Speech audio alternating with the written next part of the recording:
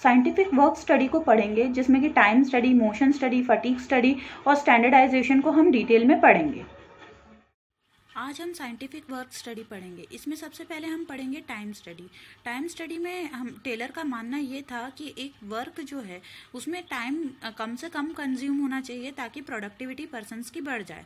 इसके लिए उन्होंने सबसे पहले ये माना कि वर्क को स्मॉल पीसेस में डिवाइड कर दिया और डिफरेंट एम्प्लॉयज़ से कितना टाइम लग रहा है उस वर्क को परफॉर्म करने में उसे नोट किया। फिर उन्होंने ये देखा कि एक एवरेज वर्कर जिसे बेसिक नॉलेज है सारा, उसको कितना टाइम लग रहा है वो नोट डाउन किया उन्होंने, और फिर उस टाइम को उन्होंने एज अ स्टैंडर्ड टाइम मतलब डिक्लेयर कर दिया। इसकी वजह से क्या हुआ कि एक स्टैंडर्ड टाइम फिक्स हो जाता है जिसमें कि उस all the persons are required to finish that work. Next is motion study. Motion study से मतलब इनका ये था कि कोई भी वर्क को करने के लिए एक सर्टन नंबर ऑफ मोशंस यानी certain number of activities required रहती हैं पर्सन को। अगर वो जो रिक्वायर्ड एक्टिविटीज़ हैं उनके अलावा अगर कोई अदर एक्टिविटी कर रहा है तो उसका काम करने के लिए जो समय है वो बढ़ जाएगा, और यदि समय बढ़ जाएगा तो प्रोडक्टिविटी उसकी डिक्रीज हो जाएगी।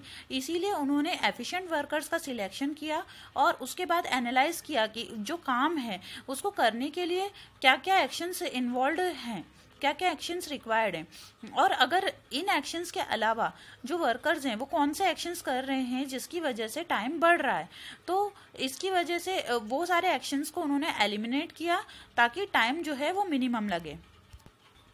Next is method study.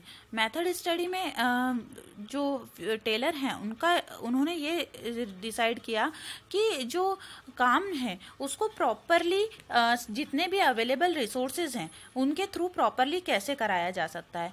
यानी कि जो जो अवेलेबल रिसोर्सेज है, लैंड है, लेबर है, कैपिटल है, उनसे काम इतना मैक्सिमम यूटिलाइजेशन लें कि जो काम है वो मिनिमम टाइम में और मैक्सिमम आउटपुट हमें मिले।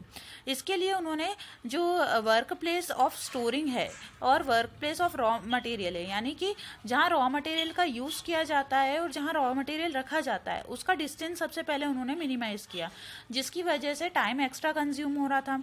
फिर उन्होंने इक्विपमेंट्स जो हैं वो बहुत ही सिंप्लीफाई कर दिए, जो सिंप्लीफाइड यूज़ में आ सकें, जो हर पर्सन यूज़ कर सके। और उन्होंने स्टोरिंग और इंस्पेक्शन फैसिलिटीज़ को इम्प्रूव किया, जिसकी वजह से किसी भी तरह का माल ख़राब नहीं हो, वेस्टेज एलिमिनेट हो जाए, और अननेसेसरी एक्शंस को भी उन्होंने एलिमिनेट करा। और आइडेंटिकल एक्टिविटीज़ को भी उन्होंने मर्ज कर दिया। जैसे कि आइडेंटिकल एक्टिविटीज़ कौन कौन सी हो गई, उन्होंने देखा कि एक पर्सन है जो रॉ मटेरियल, जो हमारा जो फिनिश्ड प्रोडक्ट है उसको काउंट करता है, और दूसरा पर्सन है वो जितने काउंट करे हुए प्रोडक्ट्स हैं उनको ले जा करके वो जो उसका सेल्स डिपार्टमेंट है वहाँ पे जाके वो उसको रख के आता है।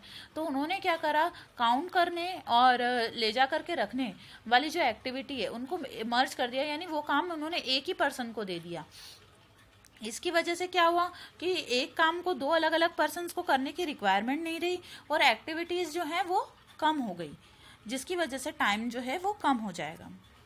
Next is fatigue study. Her person एक जो काम करता है तो एक सर्टन पॉइंट ऑफ टाइम के बाद उसको ऐसा फील होता है कि अब वो थक गया है, और एक सर्टन पॉइंट ऑफ टाइम होता है जिसमें कि वो पर्सन मतलब अपनी पूरी फुल एनर्जी के साथ वापस से काम करने के लिए रेडी हो जाता है।